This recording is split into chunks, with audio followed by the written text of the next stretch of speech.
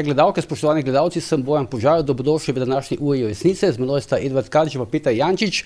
3 intervjuje bi danes obdelali, ki so se zgodili v zadnjih dneh na tej slovenski politični in pa medijski sceni. Eno je nastop Roberta Goloba, predsednika vlade v rubriki Politično v Dnevniku, TV Dnevniku, na TV Slovenija, potem intervju Boruta Pahorja z Jožetom Možini na isti televiziji in pa intervju z Janezom Janšo v prejšnji uri resnice. Zdaj, Peter, gledal sem malo odzive, pa tudi jaz sem podobnega mnenja. Ta nastop Roberta Goloba v oddaji Politično, mislim, tukaj se je res na nek način pokazalo, da rečem čisto direktno, da je pač informativni program TV Slovenija, RTV, v pretežno, razen z nekimi redkimi izjemami, pravzaprav del vladne koalicije, neke vrste medijsko krilo vlade ali pa recimo Roberta Goloba. Ta intervju je bil velika sramota za kakršenkoli medij, za nek medij, ki se označuje za javnega, pa bil žurnalistično, mislim, to pa Severna Koreja slog. Severna Koreja slog, tudi mislim, da si ti nekaj podobnega napisal. Jaz sem napisal to, da je to združena komentatorka severnokorejske televizije pa promotor iz Afrike, kakšnega diktatorja. Pa povrhu vsega smo celo videli, da je to novinarko dobesedno vladna koalicija nastavila za spremembo zakona, ko so izvedli politično čistko, so jo direktno nastavili. Oni so rekli, da izvajajo depolitizacijo, pa so njo dali službo vsem, in so to poimenovali kot politično celo to oddajo. Se pa spomnimo, da v času nedavnega referenduma, v kampanji, uradne, je namerno kršila zakon, ko je povabila v studio 2 sogovornika, ki sta oba na vso moč navijala za vladni predlog zakona, ki so ga potem ljudje 95% zavrnili. Zdaj, v normalnih državi bi zaradi takšne kršitve zakona na javni televiziji vsaj odgovorni urednik odletel. Tukaj se pa ni zgodilo popolnoma nič v Sloveniji. To nam pač kaže, da smo padli v tam, kot je kolega rekel, Severna Koreja, ali pa stalinizem. Čak sam, jaz mislim, oddaja Politično je bila sicer že prej, Ni se imenovala Politično, imenovala se je drugače. Imenovala se Politično, ni se imenovala Politično sa Tanjo Gobec. To so potem spremenili. Prej je bilo Politično, potem je bilo Politično s Tanjo Gobec, ampak ona je v glavnem vodila, ampak kar mi je bilo zanimivo, ne vem, če se to videla spomnila, ampak tudi jaz zdaj ne vem, ali je bila to Tanja Fajon, ali je bil to nekdo drug, oziroma neka druga političarka, ki je takrat v volilni kampanji, potem, ko oddaje več ni bilo, opet v volilni kampanji, povedala, mislim, da če bodo oni prišli na oblast, vladni, potem bodo vrnili novinarki to oddajo, Politično.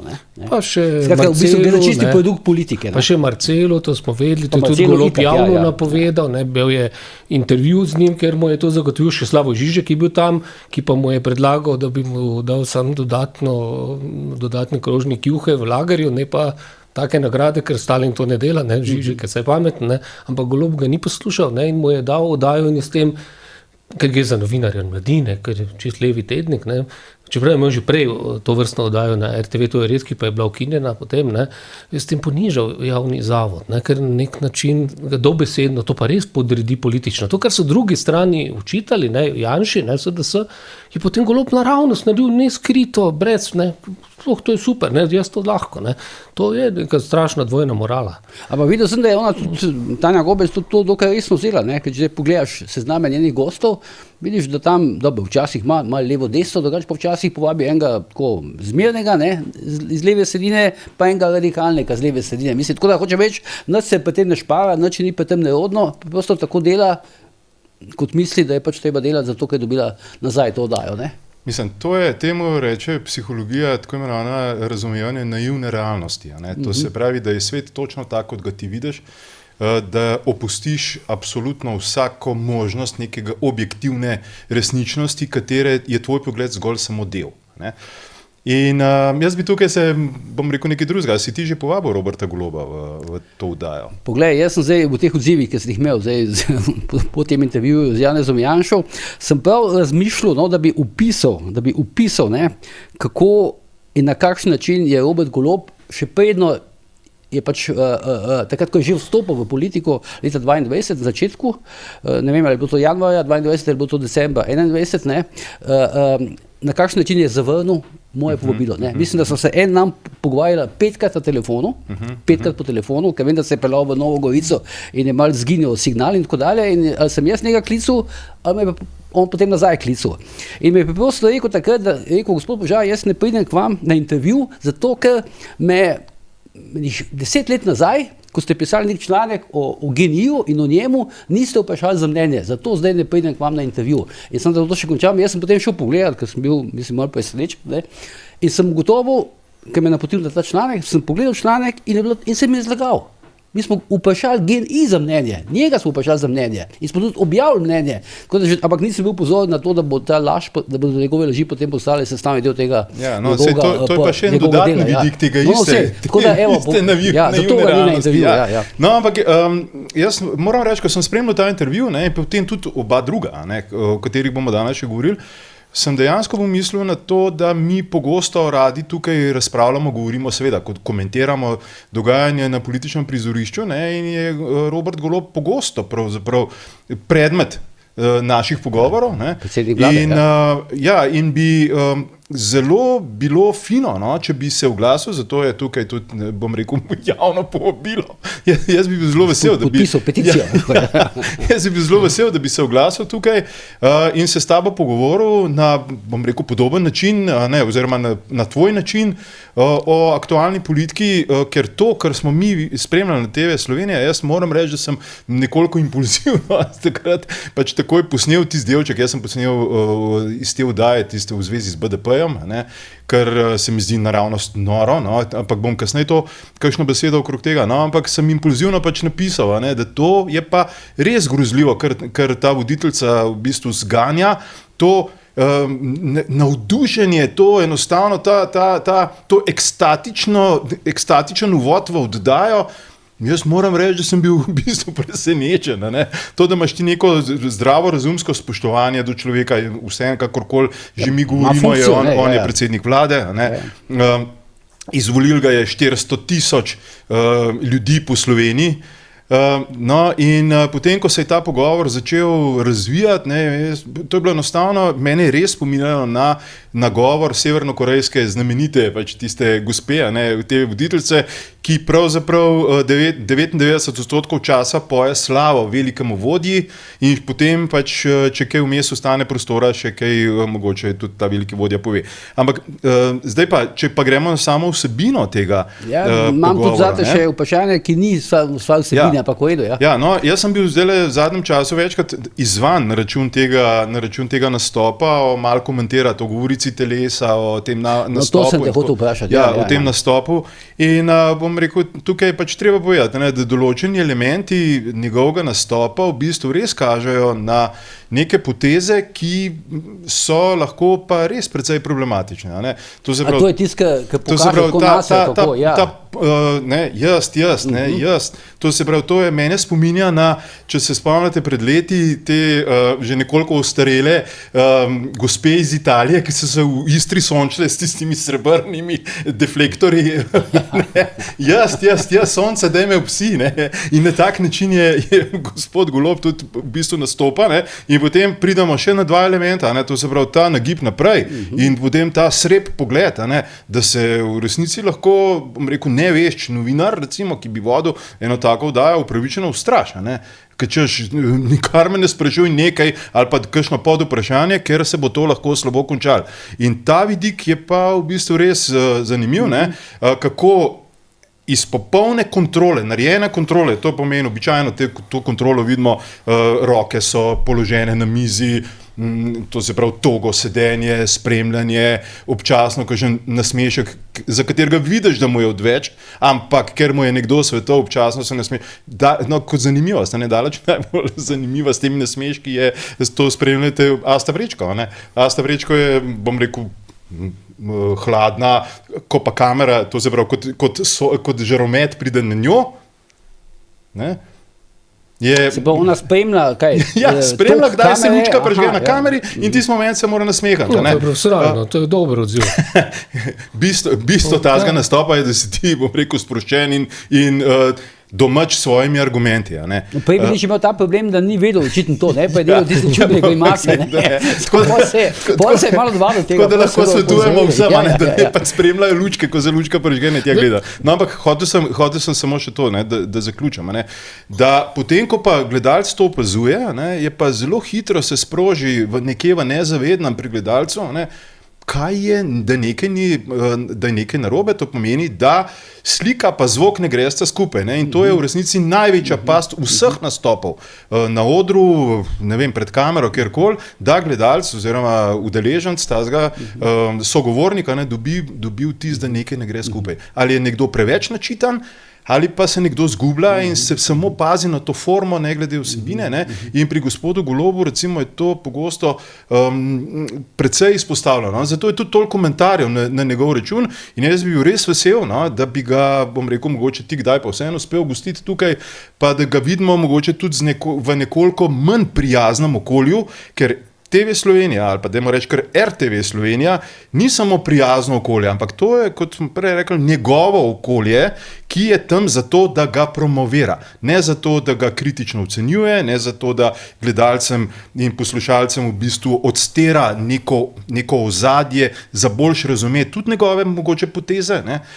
Ni vse, bom rekel, a priori kar slabo, ampak ko pa ti prideš na svoj medij in ga tam v bistvu, da vklopiš te zvočnike njemu zgolj v prid, je pa to seveda problematično za družbo. Zato se pa v resnici toliko tudi ukvarjamo s tem. Jaz bi še o vsebini rekel.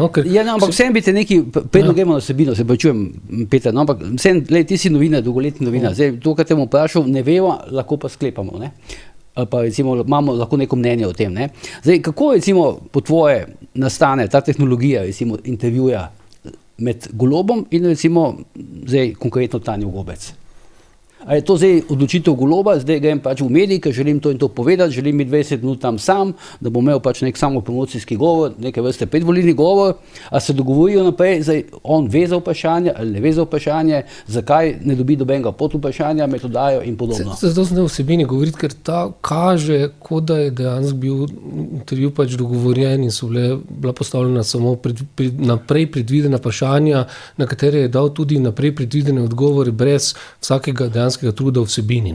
On je v bistvu oba dva sta naučena. Ona ve, kaj propagandna zgodba, ki on hoče povedati, to ga vpraša, nič drugega ne sme, on to govori, potem gre na drugo propagandno vprašanje, ker on isto propagandno odgovori.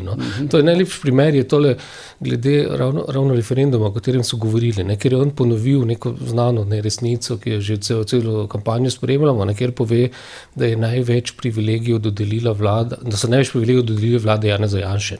To novinarji vemo, kakšne so številke, so številni mediji objavili, Drnovškove vlade so razdelile čez 200 teh privilegijev. Janševe vlade so skupaj kulturnikom in športnikom seštevko razdelile 20, Cerarjeva pa Leve so s posebnim zakonom samo športnikom razdelili čez 100.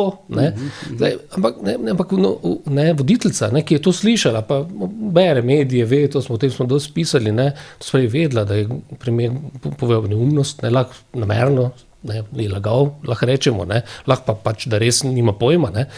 Celo ni reagirala, da bi ga karkoli vprašala. Prv vsega je imela najbolj logično vprašanje na svetu pred sabo. To je zdaj, ko končuje zakon, ali bo zdaj... Kateri zakon? Ko je ta zakon padel na referendumu, ali bo zdaj po starem zakonu, ko vemo, so mediji poročali, da je 30 vlog pred njim na mizi, 17 po novem zakonu tudi izpolnjuje pogoje in bi takoj dobili, ne so pač skušali na parlament priložiti, ga ni vprašala, koliko jim bo pa zdaj on podelil tele privilegije, ker ima pravico po starem zakonu, ki ga referendum ni mogel razveljaviti. In so vladajoče stranke zavrnile v parlamentu že pogovore o tem, da bi to razveljavljene. Tega vprašanja, ki je logično, ki ljudi zanima, ki je pomembno, na javni televiziji nismo slišali. Zdaj, kaj ta javna televizija pa sploh počne? Je tam za to, da dela neko predreferendumsko propagando, ko je referenduma konec. Mislim, to je ponoma bizarno. Drugič je pa premijer tudi tam govoril neke stvari, ko osnovno šolci vejo, da pač bi novinarji moral se odzvati pa ga malo opozoriti. Če je on rekel, da je šlo v tem referendumu za nek vsesplošen napad na kulturo in jezik, na referendumu pa smo odločali o nekem privilegiju, pokojninskemu dodatku, velikanskem za elito. To je floskola, to je res huda floskola, poglejmo. V cela Evropa ima kulturo in umetnost, ne? Pa jezike. Ne? In ti jeziki niso tam propadli in kultura ni propadla, čeprav tam nimajo nikjer. Niti ena država nima podobnih privilegijev. Niti podobnih. Ne? Imajo nekaj podobnega tistemu, kar imamo mi za kulturnike, ki jim tudi dodelujejo dodatke k pokojninam že zdaj, ne? Ki so pa nižji, ne?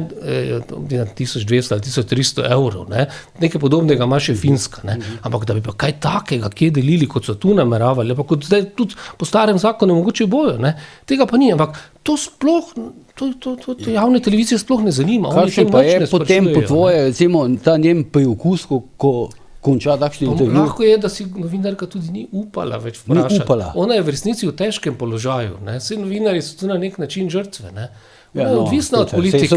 Vsak ima možnost izbire. Ona je ta voditeljski položaj pač dobila, to je jasno, zdaj politično. Problem je v tem, da formalnih kriterijev, da bi upravljala novinarsko delo, ker nima izobrazbe, sploh ne izpolnjuje, take vedno izsiljujeta obe strani, ne? In je v zelo neprijetnem položaju. Ne? Je pa zato ni kriva novinarka, zato je kriva medijska politika in tudi vrh teh medijskih hiš, ne, ki kar naprej uporabljajo in zaposlujejo novinarje brez formalne izobrazbe, še posebej na levici, zato ker te lahko bolj izsiljujejo. Ne, in potem to počnejo. Ti so velike žrtve v resnici. Tu se jaz spet ne strinjam, da gre za žrtve, Peter. Veš, ker vsak ima možnost izbuje, gre za polnoletne ljudi.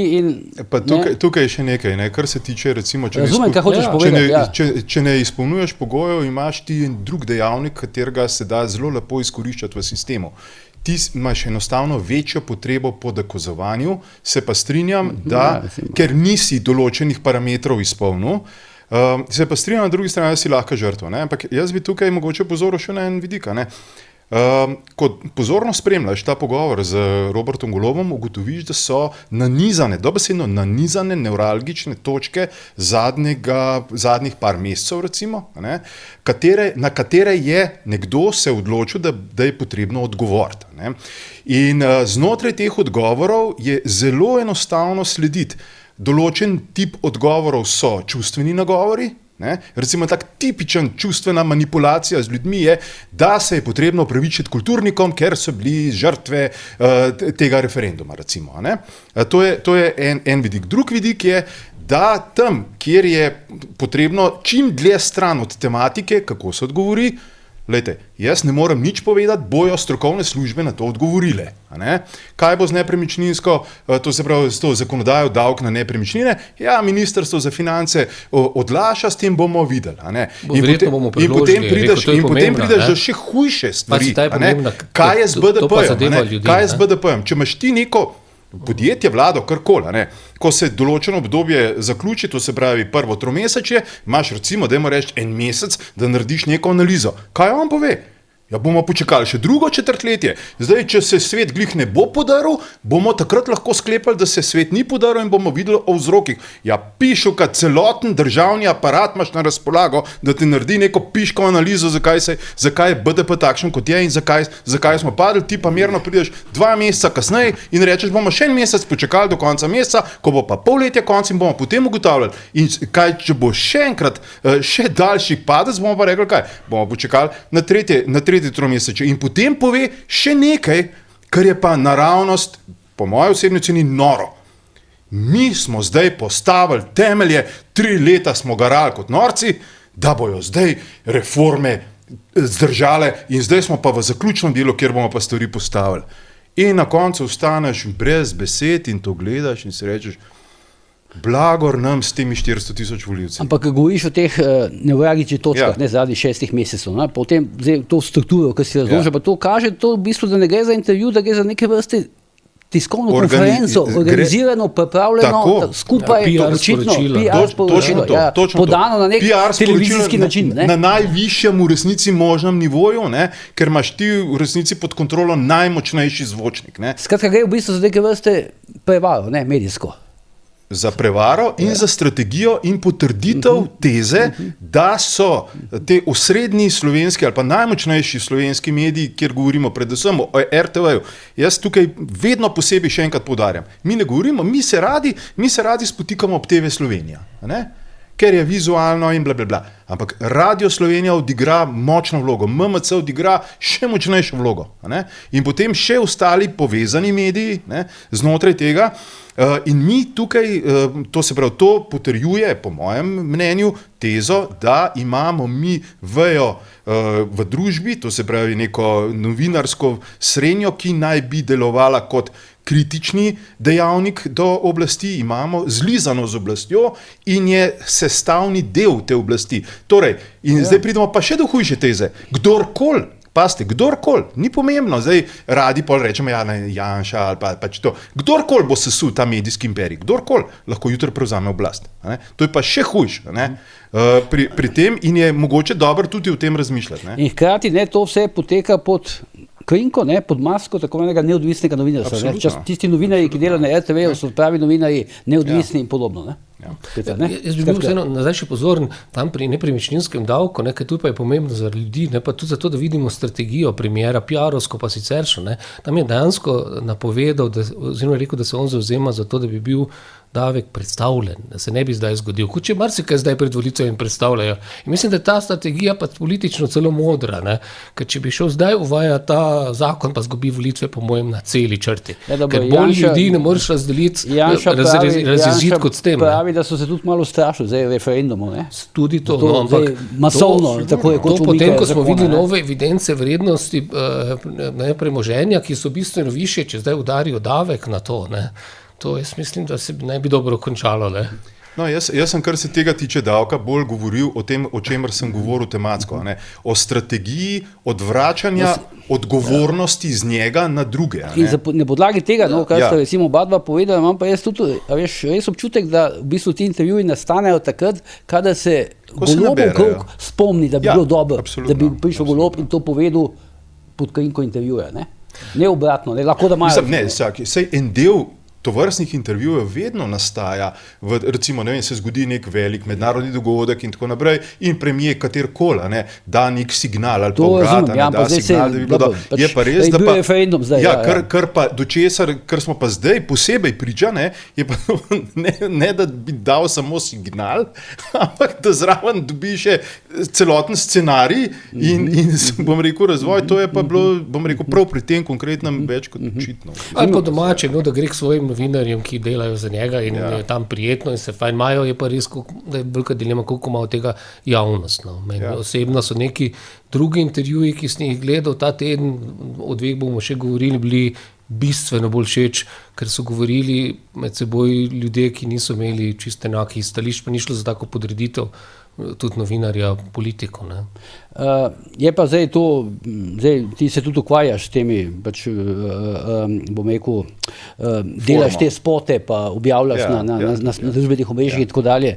Poslušaj, pa tole, kar zdaj dela Golob, on se fizično samo s tem ukvarja, imam občutek, Mislim, ker to ni tako, ni tako malo montaže, posnemanje, vse te stvari. In to je ogromno dela. In prvi sem tudi videl, recimo, da nek politik posname svoj spot na letališču, predno se usede na avion in tako dalje, govori tam o nekih stvareh, ne vem, XY, Mene priznam, da me presenetilo, glede na to, da vsem mečkam poznam režim, recimo na letališču, na apronu, to se pravi na pisti, to vsi malo poznamo, in da ti tam skačeš in tako naprej. Samo edin primer, imamo predsednica državnega zbora, ki ima posebnega zaposlenega za to, Razumem, pa zdaj ne tako zdaj dela upalo. Z različnimi deli nalogami si hoče. Ga je zaposlila Ne vem pa zdaj, še snema Zuljan te spote. Nekaj časa je snemal. Zdaj ne vem, če še snema. Mogoče napredval. Njega snemajo, skupaj z njo, to je novost. No pa hočem reči, a ni to ta količina, to jemlje nek čas predsedniku vlade, Jaz slišal, da se tam s tem še ukvarja. To jemlje ogromno časa, kar pomeni, iz tega ven je logično vprašanje, kdo potem dela druge stvari, ker vse neke stvari se pa dogajajo. Umikajo se. Verjetno je pa res tudi to, da zdaj v zadnjem letu, da je ogromno ljudi gre v tako imenovani nek safe mode, sploh na vrhu pač politike, se nekako umaknejo in čakajo na zeleno luč, zdaj pa začenjamo uradno s kampanjo.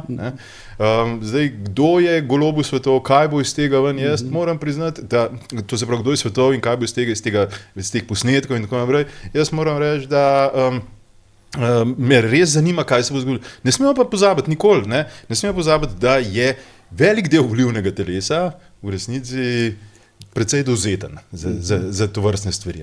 To, da se mi pač pogovarjamo tukaj in poskušamo nekako osvetliti različne vidike, to je ena stvar. Ampak, če hočeš ti eno tako oddajo spremljati, moraš si vzeti uro časa in spremljati precej podrobno, ne vem, Kadiča, Jamčiča, Požarja in tako naprej, kaj govorijo, kaj mislijo. In eno uro časa v resnici ni toliko malo. In kot še govoriš o navidez relativno suhoparnih temah, kar za večino slovenske populacije v bistvu politika je, ne glede, da mi poskušamo tukaj biti tudi čim bolj zanimivi, pa plastični in pa tako naprej, je to v bistvu, imaš to po eni strani, da bi ljudje razumeli, kaj se dogaja, na drugi strani imaš pa pač floskule. Ja, ampak očitno ima neke časovne težave, ker je na piknik, sem slišal, na piknik v Bojetu me je zamujal uro in pol, 2 uri. Je mogel čon že 2-krat, 3-krat tam je iti ljudi pa tako dalje. Ampak to še okoli Goloba. Delo, mislim, da je prvo objavilo informacijo o tem, da je pač, da naj bi, pa ne vem, nihče potem to urado ni potrdil, vse ne v tem smislu, da je menda zaukazal, da se vsi projekti nekako morajo rešiti do začetka poletja. V čem pa je to, po tvoje? Kje pa je tukaj razlog? Jaz internih informacij o tem ukazu sam nimam, smo pa pač videli, da so nekaj projektov nenadoma ustavili, takih bolj nerodnih, kot je recimo medijski zakon, ki najbolj odmeva. Še en tak velik zakon je ravno kar tudi bil predstavljen, pa sem zdaj malo pozabil. Medijski, ne? Ne, v medijskem še nek veliki, na zadnji seji je tudi odletel, ki so ga mislili. Ne, nepremičninski je čist drugo, tam itak še niti niso prišli v parlament, ampak tudi eden, ki je v drugem branju, so ga zdaj še za en mesec predstavili iz podobnih teh nerodnih. A to zdaj oni umikajo te nekaj, malo verjetno rešili na referendum, neki pa verjetno zdaj ne upajo iti s tem v to predvolilno kampanjo, očitno, ne? Ne samo referendum, možni je referendum, to je precejšen zaplet, še posebej, če ga izgubiš, razen tega imajo lahko ti zakoni. Ja, verjetno si mislil zakon o tem oddajanju v Airbnb pa Booking pa tako dalje. Lahko imajo neprijetne posledice, tudi če to uzakoniš, ker ljudje pač imajo veliko škodo, razen tega so tudi mednarodne posledice. Prepoved na državni ravni teh bookingov pa tega, to pač državo postavi v območje Severne Koreje, nas izloči iz demokratičnega sveta. Uber so uvedli sicer, da bi, ampak na način, ki je spet slovenski. Tu jaz mislim, da so težave, vse že za tem, za prepovedjo zavarovalnic zdravstvenih, pa s podržavljenjem zdravstvenega zavarovanja, kar je v mednarodnih primerjavah zelo poslabšalo konkurenčnost države, ker imamo zdaj nenadoma više davke, pa še dodatno se bojo povišali z novim prispevkom, ki pride zdaj. Ta zakon sprejet v zdravstveni dejavnosti bo pa itak šel. Pa zdaj pride še ta dodaten prispevek za starostnike, 2% v resnici. To bo dramatično poslabšalo položaj države na mednarodnih lestvicah konkurenčnosti. Imamo dejansko vtis mednarodno, da imaš neko oblast, ki odira podjetnike in ljudi. To je mislim, da so preslab premisli in zdaj tu se je malo ustavlja na nek način logično pred volitvami Golob. Ne vem, če ne bi moral že malo bolj razmišljati, ne vem še kaj več prej ustaviti, ker mislim, da je celo že prepozno. Zdaj so pa še ti podatki prišli o upadu BDP-ju, o nižjih napovedih rasti, to ne vem, če se bo dobro končalo. Zdaj še znižal napovedi. Golob za nazaj sicer govori, kako dobre ocene imamo teh rating agencij za pridobivanje posojil, ampak tu je treba upoštevati, da te ratingi se oblikujejo za preteklost in da bojo posledice teh njegovih reform šele preletele in da se lahko zgodi, da bo težje dobiti posojila. Lahko še eno besedo okrog tega komentarja. Meni je sicer zelo prijetno razpravljati razumsko o tem, zakaj je prišlo do tega, da je treba projekte zaključiti do poletja. Skušamo se poglobiti. Absolutno, ampak vsi tisti, ki vemo način delovanja gospoda Goloba v GEN-I-ju, pa vemo, da je on 15. junija pač napovedal, da gre on na dopust in da se vrne septembra. Druga polovica septembra. Ker ga ne bo nihče polet gnavil z nekimi marginalnimi zadevami in je velika verjetnost, da je tudi en del tega, da se razbremeni enostavno tega, po svojema lahko celo prav. Kdo pa se bo sredi julija, konc julija ukvarjal tam z neko tehnikalijo, kjer je pol ljudi na dopustu in tako naprej. Ampak ta po svojem prav pomeni 5%. Sprejeli so predlog osnutek medijskega zakona. Da je človek več na dopustu v potovanjih, kot je bil prazniki za novo leto, da pa poslali. Mislim, da je on več na dopustu, kot so bili vsi predsedniki vlad na mojem skupaj. In iz tega imaš enostaven odgovor. Do 15. junija, dajmo to zaključiti. Če običajno se politiki te ne bodo umazane stvari kadrovske, pa to izpeljejo ravno po 15. juliju. Ker veljalo je običajno, da je politični dopust tam od 1. do 15. augusta, in takrat je res malo zatišje. Takrat je danes spremljeno in se da odstaviti Jankoviča, zamenjati vodstvo Petrola. Oziroma nekoč je bilo sploh te čas kislih kumarc je bil ta fenomen. Vse pogled, da je bil medijski zakon spet na dopisni seji 31. decembra. Ali pa da je bil Črnčec postavljen na SDH. To je v pakete, kako, Dobro, zdaj predlagam, gremo na intervju z Borutom Pahorjem. Ker po tem intervjuju se pa je zgodila, bom rekel tako, en medijski stampedo zaradi njegovih stališč. Uradno, po mojem, to kar drži ta razlaga, uradno sicer zaradi Palestine in pa genocida, neuradno, po mojem, tudi to bi znali biti, pa verjetno zaradi teh njegovih izjav v povezavi z to genezo tranzicijske levice, kako so nastali stvari iz ozadja, kako je leva sredina danes v bistvu v Sloveniji konzervativna politična sila in podobno. Mislim, da je bil to, po mojem, ta pravi razlog, da se je sprožil ta spopad strašen problem imajo. Oglasil se je politik in vidim tukaj, da so vse aktivirali. Politik iz leve sredine, ki je bil 2 mandata predsednik Republike Pahor, namreč pravi tudi vse druge najpomembnejše funkcije, ampak tam ni bil toliko uspešen, ampak bil dober predsednik republike. To vlogo je v resnici, ki je bolj simbolična, sicer na nek način izjemno dobro opravo. To moram priznati, da sam nisem njegov volivec, enkrat sem ga sicer celo volil, prvič. Kdaj si ga pa volil? Nasproti, mislim, da je bilo še v Turku. Ko je prvič kandidiral za predsednika republike, proti Turku. Ja, celo mislim, da lahko, da sem ga celo drugič. Volitve so tajne, ampak sem ga celo volil. Ampak sicer nisem njegov volivec, niti volivec levice, ampak bil je dober predsednik, je tudi poznavalec mednarodnih odnosov, diplomiral je iz tega, je ekspert na tem področju, tudi mednarodno ima neko avtoriteto, tu ni delal velikih neumnosti, imajo sicer probleme, ko je vodil vlado, takrat so bili tudi bolj kriza huda, ampak na tem področju je pa dober, je tudi kako napako v življenju naredil, verjetno arbitražni sporazum je malo sporen, ampak in zato je zabolelo, ko je kritiziral sedanjo predsednico države za nastop v Bruslu, pa tudi predsednico parlamenta, ki vzganja ta ekstremistično strankarsko politiko k državnici. To pa škoduje celotni državi. Kot državnik se moraš znati zadržati v mednarodnih konfliktih in ne kot neka kovač ali pa neka najstnica prodajati poceni štosov. Te stvari so resne. Ti konflikti, o katerih govorimo, ali pa recimo, ko gre za genocid, spor, ki ga je sprožila Južna Afrika z državami, ki skušajo biti alternativa Zahodu, BRICS-u, to te uvršča nekam. Ampak tukaj temu se mi nismo pridružili, te tožbi, Formalno se temu še nismo pridružili. Če pogledamo po svetu, nas formalno kot državo štejemo, da sodelujemo v tej tožbi, zato ker je naša zunanja ministrica to izjavila.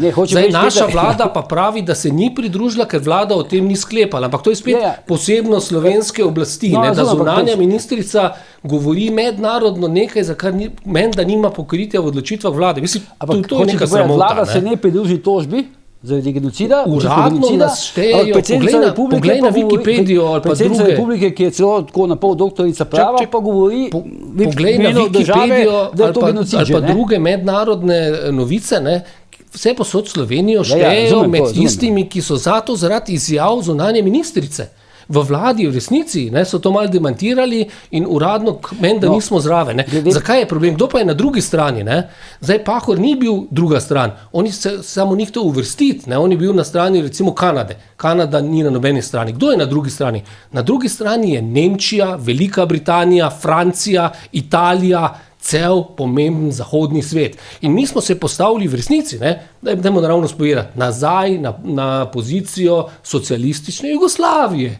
Titovo politiko nadaljujejo, gospa Fajonova in tudi zdaj ne gremo v te detalje, pa ostanemo pri Pahorju. Meni sicer, bom rekel, v tem intervjuju mi je bilo najbolj fascinantno, kako je Pahor povedal, ki je bil poslanec Socialnih demokratov, oziroma Stranke demokratične prenove, ki je de facto takrat zmagala na prvih parlamentarnih volitvah, ne, pa je potem Demos kot koalicija naredil pač vlado, da je Pahor takrat kot poslanec, da je bil zadovoljen, da njegova stranka, ne, kljub temu, da je bila nominalno zmagovalec volitev, ne, kot sama ločeno od drugih, ni sestavila vlade in da je bil Pahor vesel, da je Demos sestavil vlado. To, recimo, večkrat sem se že pogovarjal z njim, ampak tega mi še pa nikoli ni povedal. No, tako da to se mi je zdelo kar zanimivo. A ni on v bistvu samo priznal zasluge Demosu za... Ja, no, ampak hočem reči, da je on bil, da je intimno bil vesel, da je takrat Demos sestavil vlado. Zato, ker je Demos nekaj speljal, kar oni verjetno ne bi. Kar se Pahora tiče, jaz mislim, da je dobro povedati, da je dobro... Jasno je, da sicer ne bi imeli samostojne slovenske države. Da je dobro glede Pahorja povedati, da je on izjemen, ampak res izjemen retorik. Poslušaj, on je okoli genocida, je on povedal fantastično natančno, kirurško natančno. Pravim, da je izjemen, izjemen retorik in jaz ga imam recimo tudi v Sloveniji, ga imam kot primer nekoga, po kateremu bi se morali praktično, da ne bom rekel vsi, ampak bi se lahko z lahkoto zgledovali, kako nastopati, kako zbirati besede in kako prestopati tudi k najtežjim problematikam. Ne? Ker on je povedal v tem intervjuju par stvari, jaz ga nikoli nisem percipiral kot nekega uspešnega operativca na političnem področju. Ne? Pravzaprav, česarkoli se je dotaknil, je prej šlo slabo kot dobro, no? Je pa res, da ta zaključni del predsednikovanja je pa dobro izpeljal. Ne? Predvsem je potegnil tudi nekaj potez, katere niso bile ravno pričakovane, in je bil v podobnem položaju, kot je Nataša Pirc Musar danes, kjer gre za pričakovane odzive, on je pa šel v drugo smer in je recimo še posebej okrog sprave, okrog teh pojmov v bistvu, da je pokazal, da je predsedniška funkcija v bistvu v službi vseh ljudi, ne samo svoje opcije. Je pa povedal nekaj stvari, katere pa se mi res zdi pomembno osvetliti. Ena stvar je, da je na glas artikuliral nekaj, kar mnogi analitiki v bistvu govorimo o tem, da je daleč najbolj reakcionarna, konzervativna sila na slovenskem političnem področju v bistvu progresivna skrajna levica. To se pravi, ta del političnega prostora nas noro vleče nazaj v neko blato nekih ideoloških zgodb leta 1945. Mi smo bom rekel, leta 2025 in se ukvarjamo s partizani, fašisti, zvezdami in tako naprej. In on je tam omenil besedo izdaja. Izdaja je ključen pojem, na katerem se je tranzicijska levica v bistvu črpa legitimnost. Legitimnost, in po domače povedano, kdor ni z nami, je proti nam. In je to polariziralo slovenski prostor in potem, kar pa so zdajšnji odzivi na njegov račun glede Gaze, je pa tipično mafijsko delovanje, kjer ti kot mafijski bos slišiš, da nekdo od tvojih, da nekaj ima proti tebi, zapovedati, ne da deluje proti tebi, samo zapovedati ima, da je pameten. Kaj narediš? 3 mišičnake pošljaš tja, razumeš, da ga stresajo s hlač in ga pretepajo. Njega ne pretepajo zdaj samo politične izjave, tako kot recimo se pač nekdo, ki je samo funkcijo dobil, ki ne zna z njo delati, kot je recimo Urška Klakočar Zupančič, trobenta v neki hrbtenici, ne? In lepoti, ne? In gre to se pravi, iz njegovih dejanj, gre na njega osebno. Kaj ima njegova lepota? Pač Pahor je lep. Pahor je lep in to bom rekel, ni nekaj, s čemer bi se mogel sramovati, ravno obratno. To je ena stvar. Druga stvar, če ste bili pozorni, kaj se je sprožil? Sprožil se je tista najnižja greznica slovenske scene, vplivnežev in tako naprej. Kaj so naredili? Napadati so začeli Medex. Ker češ, ti pa ne boš govoril proti nam, če ne, te bomo uničili tudi tam, iz česar ti v resnici črpaš zdaj svoja sredstva za preživetje. Se je lepo med vrsticam povedal. Vsi tisti, ki smo v zasebnih vodah, še kako dobro vemo, da bom rekel, so finančni viri in so neke strukture, znotraj katerih se pač moraš gibati. In recimo, jaz sem imel že nekaj takih v preteklosti, kjer smo, bom rekel, zelo hitro zadeve izpeljali prek sodišč, in so bile tudi hitro ustavljene in so se ljudje ne samo upravičili, ampak še kako drugače so šli ven iz tega, ker to, da neka greznica začne pluvati po Medexu, in s tem ogroža in dobro ime Medexa in dobro ime Pahorja, samo zato, ker češ, ti pa ne boš govoril pred nam, mi smo na ideološko pravi strani ali drugače, nas pa ti ne boš izdajal, ne, je tisto, čemer se moramo mi vsi skupaj, bom rekel, takoj odločno postaviti kako bi rekel, po konc in odločno ukrepati. Ne. In to zdaj razpravljati o tej Gazi in tako naprej, on se je pač držal neke definicije, povedal je tisto, kar jaz pričakujem, da bi, in je tu zelo dobro povedal, ne, da je pač Nataša Pirc Musar v tistem trenutku to začutila in je to povedala. On tega ne bi naredil, ker je pač deluje na nekoliko drugačnem nivoju. Ona pač deluje na nekoliko drugačnem nivoju, nas pač pelje v neko njihovo smer, kakorkoli. Jaz bi si želel, da nas ne pelje v to smer, ampak to so moje osebne preference in zato pač tudi vem v bodoče, kako bom in komentiral in ukrepal in tako naprej, ko bo pač čas in priložnost za to, glede recimo volitev in tako naprej. No? Eni pravijo tudi, da je pač za tem stampedom, ki se je sprožil, kot si ga zdaj lepo opisal, da se je tudi Kučan nekako odločil, da je znojev in se odločil za gre za obračun. Dokončno obračun s papom. Ampak dobesedno, treba jih pretepsti, vsakega treba utišati takoj. In mi imamo ta trenutek zelo zanimiv fenomen, če se vrnem mogoče prej na Goloba, kjer smo rekli, da je voditeljica v resnici na neki točki bila verjetno celo, tako kot je Peter prej rekel, verjetno niti ni upala iti naprej. Kdo bo zdaj še javno govoril o genocidu? Pač izogibaš se boš te teme, razumeš? Zdaj sta bila, dva sta bila v roku 10 dni. En je bil Blaž Beodnjak, ki je bil ti svoj nastop 7-minutni, o tem pač kako funkcionira vlada, in zdaj je bil Borut Pahor, ki je pač povedal par teh resnic. In zdaj je tako, to je tipičen primer v komunikaciji ali pa recimo upravljanju sistema, ki se mu reče kill the messenger. To se pravi, ubij vsakegar, ki bo karkoli povedal proti tistem, kar ti misliš. Videl sem, kako je šlo sistematično, od vrha Urške Klakočar Zupančič do zadnjih teh piscev, avtorjev, recimo Tomaža Kunstla, Mitja Kunstla, Mikstona. Čeprav je pa, samo še en stavka, čeprav je pa res, velik del tega, kar jaz imenujem neko blato, dejansko tega slovenske scene, medijske ali pa vplivniške, kakorkoli, sodeluje v tem zgolj kot neki kruhoborci, kot neki, da je všečen vrhovom in tako naprej. Recimo, da je, ne vem, neka Urška Klakočar Zupančič reagirala, ne bom špekuliral, zakaj je sploh reagirala, ampak veliko teh raznih, bom rekel, sej so zaokrožili tudi po družabnih omrežjih, te zapisi različnih ljudi, veliko teh pač reagira preprosto, ker je to njihov domet. To je njihov domet v glavi in delajo pač... Jaz bi mogoče še nekaj opozoril pri Pahorju. Pahor je, če gledamo njegovo kariero, v resnici že na začetku kariere izvedel eno velikansko spremembo, ki je tudi mene presenetila. On je uspel obrniti stranko SD v času, ko je vodil Kocijančič in se je odločila, da bo proti vstopu v NATO, v stranko, ki je za vstop v NATO in je s tem omogočil tudi neko spremembo državne politike, in se je s tem legitimiral, da je pozneje lahko postal šef vlade. Danes ste na protestih v preteklosti za Gazo pa Palestino, recimo na FDV-ju, kjer je tudi njihov vodja profesorski nastop, vidi zadnje napise fuck NATO.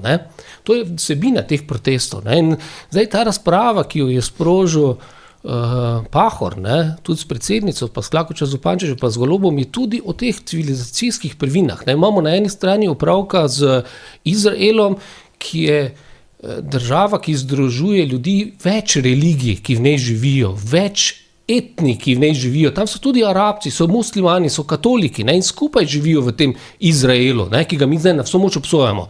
Alternativa temu je pa Gaza. To je Pahor tudi opozoril zdaj, ki jo eni brezrezervno branijo, ki je pa v resnici, poglejte, popolna fašistična diktatura. Tam so izvedli čisto etnično čiščenje. V Gazi ni enega Juda, pa so tam živeli prej.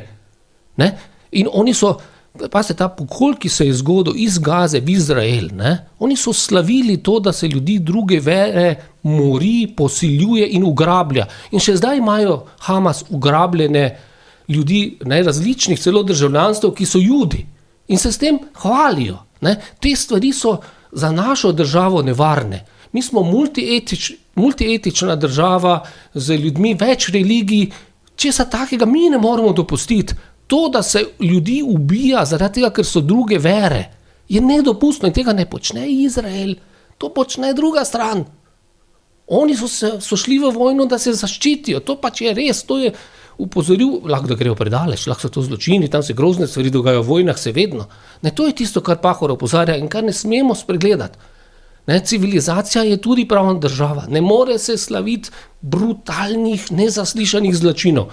Naš problem dodaten pa je, ne, in tu je tudi Pahor znal spostaviti distanco, da bi jih imamo mi sami v zgodovini. In on je to obsodil, na levi. Večji del levice ni sposoben lastnih zločinov v preteklosti še vedno obsoditi. In zdaj simpatizirajo z Hamasom kot teroristično organizacijo, ker jih vidijo, da so enaki, neki uporniki in ti lahko karkoli počnejo. Ne, to je nevarno. Da res simpatizirajo. Ja, to vse skrb neka vrste politična igra. V Ljubljani sem gledal proteste, kjer so bili neki voditelji celo naših parlamentarnih strank levice in kjer so bili ljudje iz teh držav, ne, ki so vpili gesla, ki so v Nemčiji recimo prepovedana, ne, ki so pač gesla, da bi pobili ljudi druge vere, ker so Judje. Mene je to šokiralo, kot jaz bi ravnal na nek način tudi Trump ravnal v Ameriki relativno logično. Take stvari je treba pa pregnati. So pa meje, no. Tudi socialistična država je tu neke meje imela, ko je šlo za pregon nekih res radikalnih stvari. Mi smo neka pluralna, demokratična država in moramo paziti. Moramo paziti tudi na sodržavljane, ki so iz drugih skupnosti. Vse o tem toliko govorijo, tudi na konc koncev migrante. So z njimi problemi, ampak ko so tukaj, imamo obveznost, da pazimo tudi na njih, kot tisti, ki pač vodimo to državo. No? Ti kriteriji so res fascinantni, ne? Kako si eni pravzaprav lahko vse privoščijo, na drugi strani pa vse strogo prepovedano. Recimo, gledal sem te zapise po Facebooku, ne? Ko so komentirali Pahorja, ne, recimo Mojca Pašek Šetinc, ne, poslanka, se je tam priključila, bom rekel, z nekimi takimi znaki, ne, ki v bistvu samo spodbujala to retoriko, ne, hkrati je pa vložila recimo tožbo za Janšo, zato ker je pač napisal, da je prostitutka. Ja, no, ampak hočem reči, ne, pa gledam, recimo, zdaj ne vem, res je, da nišče od nas ni Roman Vodeb, ki bi znal to pojasniti, zakaj se recimo Urška Klakočar Zupančič na neko lepoto spravlja, ne, ker vsi vemo, da njeno politično delo je pa eno samo poziranje, ne.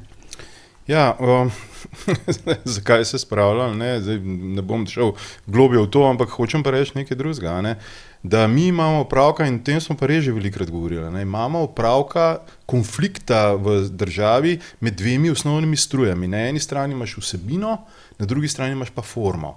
In ko ti začneš se spraševati, ker si se mečkam prej, bom rekel, kvalitetno vprašal, ne, ali te ljudje res verjamejo v to, kar se tam, bom rekel, Palestinci, da so izključno dobri, ne, oni so pa izključno slabi in tako naprej, ne, je odgovor, da na neki točki to nepomembno. Zakaj? Ker gre za doseganje političnih ciljev. In eklatanten primer, ki potrjuje to mojo tezo, da v resnici sploh ni mar, kaj je vsebinsko, ampak samo forma, je zadnja afera z alkoholom v šolski dvorani. Ja, kjer smo, bom rekel, poslušali in gledali stvari, ki so bile na meji norega. Videli smo recimo, to se pravi tole Jelko Godeca, ne, kjer je dobesedno na neki točki, ko rečemo po domači, živc počel, ne, mislim, kaj se greste, ne, in potem, da to isto na drugi strani obrnejo in to isto izvedejo, ne, je, samo dokazuje, da tukaj ni pomembna vsebina. Pomembno je samo tisto, kar je v tistem trenutku lahko izkoristimo za dosego svojih ciljev. In to se začne pri Robertu Golobu, ki dobesedno bluzi o nekih stvareh, ne, o katerih eklatantno nima pojma, ampak na koncu zaključi. Glejte, v končni fazi to ni pomembno, verjemite meni, ne, in boste videli, kako svetlo prihodnost je pred nami. Ne. In to je tipična forma. Ne. To so ljudje, to se pravi, gre za neko ideologijo, ki temelji na fenomenu, ki ga radi pač uporabljamo tako pogovorno, zlate ribice, ker češ vse volivci pa ljudje se nič ne bojo več spomnili, kaj je, mislim, zdaj, prej je bila beseda v zvezi s Pahorjem, ne. Če ti danes ljudi vprašaš, kaj se spomnijo o Pahorjevih mandatih in političnih zgodbah in tako naprej, razen to, da je danes velja za neko dobesedno skoraj ikono nekega razuma, v bistvu, če greš pogledat njegove rezultate, lahko mi precej razpravljamo. Bil pa je del v zaključnem delu njegovega aktivnega političnega udejstvovanja, ki pa potrjuje tezo o zlati ribici, da se ljudje ne spomnijo tistega prej, ampak samo tisto na koncu. Zato je toliko pomembno za to formo levice, da ves čas nabija proti Janši.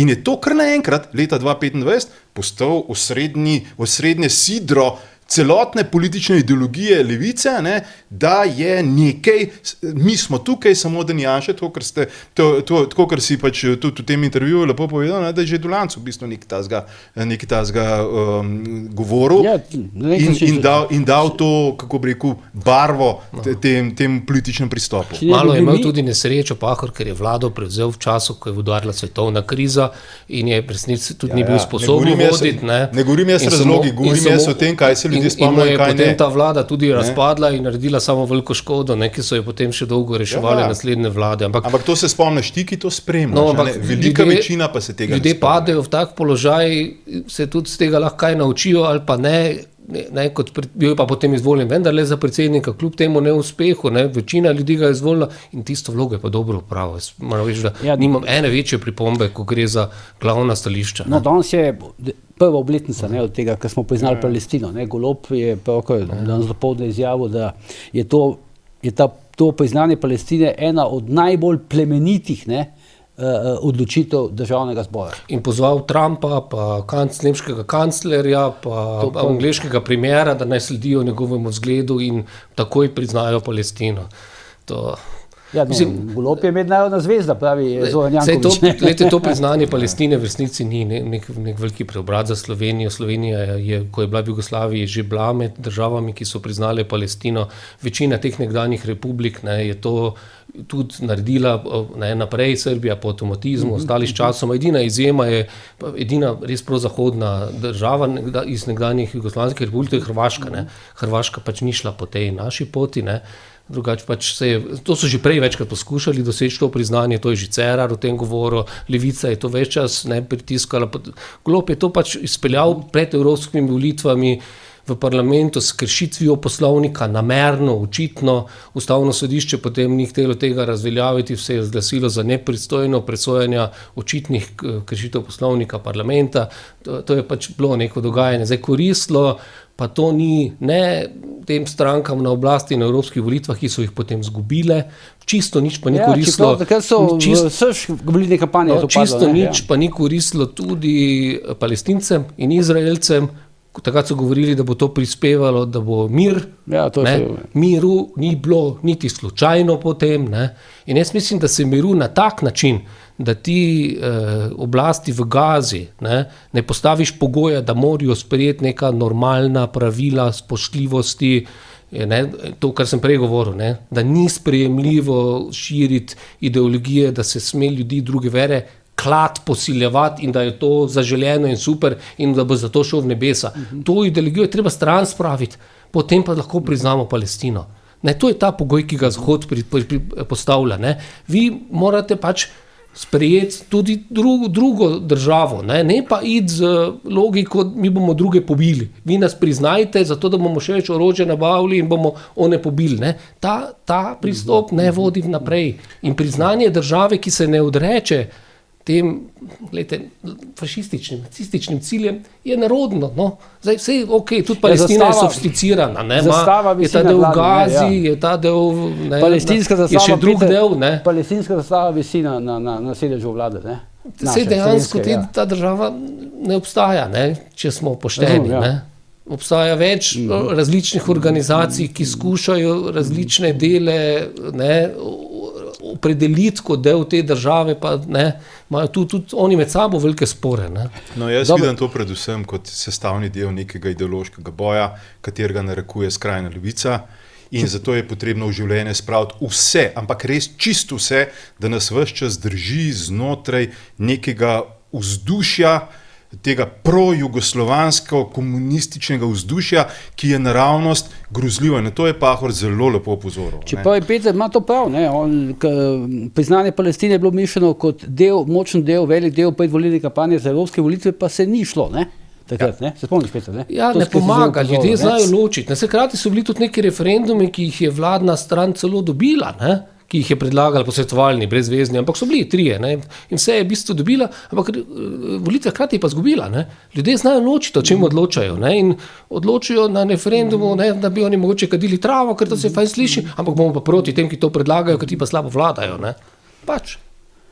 Dobro, predlagam, da gremo še zdaj, ker smo že malo proti koncu, še okoli tega intervjuja z Janezom Janšo, ki je sicer drugi, pač tukaj na enega, ki ga drugi mediji sicer niso razbobnali, ampak to je pričakovano. Bolj bi me presenetil, če bi ga, ne? Bolj bi se vprašal, kaj pa je pravzaprav narobe. Nekaj od teh odgovorov od Janša me je v bistvu presenetil, no? Recimo tisti odgovor, Peter, ti se veliko ukvarja z volitvami, ne? Se pravi z volilnim sistemom. Janša pravi, da če bi bil dvokrožni volilni sistem, da bi stranka SDS lahko to zmagala. A se to se lahko strinjaš? Kakor kdaj, ne? Zdaj, trenutno bi verjetno res zmagala, ne? Ker ima veliko prednost pred drugimi strankami, na kakšnih volitvah preteklosti bi pa tudi kdo drug odločno zmagal, recimo na prejšnji Golob, verjetno svojo stranko. Ne? Janša je rekel z lahkoto, je rekel, ne? Ja. In bi imel takrat pa Golob veliko večino. To je odvisno, vse tudi volitve so zato konec koncev, da se stranke menjavajo. No? Odgovor Janša pa je na nek način logično, normalno ne bo rekel, da bi on izgubil. Ne, je pa vedno zagovornik večinskega sistema, ker omogoča bolj učinkovito vladanje, to je pa treba povedati. Pričemer ni realno, da bi prišlo do večinskega volilnega sistema, ne? Ja, skoraj bi se leta 2000 zgodil. Ustavno sodišče je zahtevalo, da parlament... V zdajšnjem razmerju moči, ne? Ja, rabiš dvotretjinsko večino, da zdaj spremeniš ustavo, ker je Levici uspelo prepričati del SLS-ja in so v ustavi zapisali, da ne sme biti večinski sistem, ker to je bil edini način, da so preskočili referendum in razsodbo ustavnega sodišča. Danes to je pač realnost. No. Ampak tisto, kar je bilo meni zanimivo pri tem intervjuju, ne, je bilo to, da sem v njem videl zelo dosti konflikta, ne, različnih pogledov, da si ti Janši postavljali neprijetna podvprašanja, ne. Ni bilo tako enostavno, kot smo gledali na javni RTV, ko je šlo za premiera, ker je šlo zgolj za nek PR nastop in ni bilo logičnih podvprašanj. Tu so bila ves čas. Ne? Celo bolj sem poslušal pritožbe nekaterih, da je bilo podvprašanj več in da je to bilo skoraj že kot Tarča. Ne? Ampak meni je v tem delu tudi voditeljica Tarče všeč, ne? Kadar če je poštena in da do vseh strani ni ostra. Ja, se ona je neka mehna izjema tam. To je izjema, to je dobro novinarstvo. Kadar jo malo zanese, da je bolj ena stran. Čeprav včasih bi morala dati nekaj na dnevni red, vem, da je pripravljala oddajo v GNI, ker je pošiljala vprašanja, pa potem tega nikoli bilo na dnevnem redu, pa je prišel strop iz UKC. Jaz mislim, da tudi ljudje pričakujejo, da so novinarji malo neprijetni, da kako vprašanje postavijo, ne pa da zgolj prijazno kimajo, pa poslužijo kot dodatna PR služba, ki je politiki itak že imajo ogromno. Ne? Politiki in organi oblasti imajo zaposlenih ogromno PR-ovcev. Mislim, da bistveno več kot je zaposlenih novinarjev v državi. In vsi ti menda skrbijo za servisiranje teh novinarjev, ki jih je vse manj in so slabo plačani po vrhu večinoma. Oni pa ne. Ja, jaz mislim, da je ta intervju bo služil kot nekakšen benchmark to se pravi za širši del političnega spektra, ker tovrstnih pogovorov v bistvu ne vidiš ravno vsak dan, konkretno z gospodom Janšo. Je pa znotraj tega bilo kar nekaj utrinkov, na katere pa bi veljalo opozoriti. Mogoče zame najpomembnejši utrink je bil prav del, kjer sta govorila o vlogi po volitvah, kjer je jasno dal vedeti, da za razliko od dosedanjih volitev, kjer se je ves čas normalno štartalo na zmago, se pa tokrat ne štarta naravno na vodenje vlade. Seveda, bom rekel, strankarska politika ali pa ambicija, kakorkoli, da zmagaš na volitvah. Ampak če se spomnimo, v bistvu, koliko imamo zdaj, zadnjič, ko sem bil jaz tukaj, sem jaz govoril o teh 50 odtenkih sive na političnem prostoru in je Janša tukaj, se mi zdi, med vrsticami dal jasno vedeti, da ta trenutek lahko da zmaga, ampak če ni partnerjev za v bistvu sestavo, bom rekel, neke resne koalicije, kjer je posebej omenil, da ga na konci siljuje tam neko pinko palinko, ki je neke 4% skrb spravo in še to bog je pod kakšnimi pogoji, ne, je to res mučno. Ne? In zakaj bi ponovno prevzemal nase naslednje 2 leti grmenja proti, ne vem, tega, kar smo bili priča s kolesarji in z vsem tem, zgolj zato, da se zagarantira novih 4 ali 8 let neki dobesedno kliki, ki bo izčrpavala državo in proračun za svoje preživetje. V končni fazi potrebuje samo 35 let, da pride do penzije, a ne? Živeti v nekem NVO-ju. In ta moment se mi zdi pa zelo zanimiv, da je bil, saj jaz sem ga tako razumel, tihi poziv volilnemu telesu, dajte se ljudje že enkrat zbrihtati. Ne? To, da se mi neki trudimo, da mi sestavljamo stvari. Jaz sem trdno prepričan, da ima SDS daleč najboljš z notranjo strukturo, kar se tiče organiziranosti, od odborov do ljudi, do sistema, kako prideš, ko vstopiš kot nov član, ne? Pa kako imaš možnost v bistvu priplavati na površje, ne? To se pravi prideti v to prvo politično ligo ali kot poslanec ali kot pač karkoli, ne? In to, da ima neka politična sila takšno strukturo in da pogovorno rečemo, da dostavlja neke rezultate, ne? To se pravi, da so neke rezultate napovedljivi, to je en vidik. Ne? Drug vidik je pa to, da pač brez širše podpore, širšega razumevanja, da bojo ljudje dojeli, da so volitve neka točka, kjer greš na volitve zato, da ti bo jutri boljši. Ne, da greš potrjevati nekoga izpred ne vem kdaj, ne? Da ti bo jutri boljši. In ti moraš voliti ljudi, ki imajo na eni strani seveda vsaj približno neke rezultate, ne pa da te prepričajo, da si ti neki vrhunski menedžer v državnem monopolnem podjetju. Ne? In da ti to kupaš, ne, je naravnost katastrofalno in to, kar smo priča danes v slovenski državi, je naravnost katastrofalno. Se te ljudje drugače ne znajo, kot da pravzaprav razsujajo še tisto, kar je. Ker enostavno delajo zgolj za tist ozek piskar, okrog katerega so nagnezdeni. Ne? In ta klic, ta poziv je bil meni tisto ključno sporočilo, ne? Da drage sodržavljanke, sodržavljani, dajte pamet v roke. Zdaj, ali volite SDS, ali ti si ga večkrat vprašal, kaj pa je to, da ste že 10 let, pač 10 mandatov na čelu stranke. Po domač pa nehite cvilt pa jokat, ustanovite svojo stranko, pridružite se neki stranki, naredite nekaj za boljši jutr, naredite boljši del ja, ali pa boljši, vse eno, ampak zdaj, da ljudje, ne mislim tebe, ko si ga to vprašal, ne? Ampak da ljudje pač na politični sceni ali pa v medijsko-politični sceni skačajo zdaj v njega, zakaj ima toliko mandatov, zakaj ni kdo drug in tako naprej. Ukvarjajte se s svojo prihodnostjo. Ne? Zdaj, če jaz kot ne vem, tržnik ali pa ne vem, nekdo, ki proizvaja neke tablete, skačem v Krko in Lek, kaj mi bojo rekli? Ja, poslušaj, ukvarjaj se s svojimi tabletami, ne z mojimi. Ne? Probi biti boljši, naredi nekaj. Lahko, ko boš dosegel neko točko, dajmo se povezati. Seveda, dajmo se povezati. Ne pa, da zdaj, bom rekel, jaz razumem to strategijo, da ti napadaš nekoga zato, da se od njega nekako distanciraš, da zamejiš nek prostor. Ta del razumem. Ampak hkrati pa bi jaz si zelo želel, recimo, da bo ta intervju, ki ga bo videlo ogromno ljudi, ja, to se bo ogromno ljudi ga bo videlo, da bi bil dejansko tudi razumljen kot nek poziv, jaz bi rekel temu, dobesedno k razumu. Saj ni važen, ali te Janša všeč, ali ti ni všeč. Važen je, kaj si ti pripravljen za to državo narediti, da bo boljši jutr. In zdaj, če boš volil dobesedno ene bedake, ki prcurikajo na politično sceno samo zato, ker imajo denar za medije in tako naprej, pa boš imel pač, ne po domač pojem, če klovna volaš, boš imel na koncu cirkus. Kaj pa ne imaš drugega? In ta del se mi zdi ključen. Je to, da v tej propagandni vojni so pravzaprav je uspelo levici iz hude pomanjkljivosti našega političnega sistema, ki je nestabilen, da imamo kar naprej vlade, ki padajo, ki se menjavajo, da so z tega uspeli uniti ideologijo, da je to dobro in v redu. Glejte, Janša je bil na vrhu vlade 7 let. To je malo. Helmut Kohl je bil čez 20. Pa to ni edin tak primer v Nemčiji. Tudi Merklova je bila bistveno, skoraj 20 let. Pa kaj? To je dobro. ker so pač imeli stabilno vlado, ki je nek napredek naredila, pri Merklovi so bile tudi neke težave, ampak če gledamo predtem, so pa naredili iz Nemčije res veliko pomembno državo. Ne. Tudi Drnovšek je bil 10 let, imel neko znanje, že neko vedenje, žal je zbolel, če ne bi zbolel, bi najbrž še bilo boljše za državo, ne, pa pol več ni mogel voditi.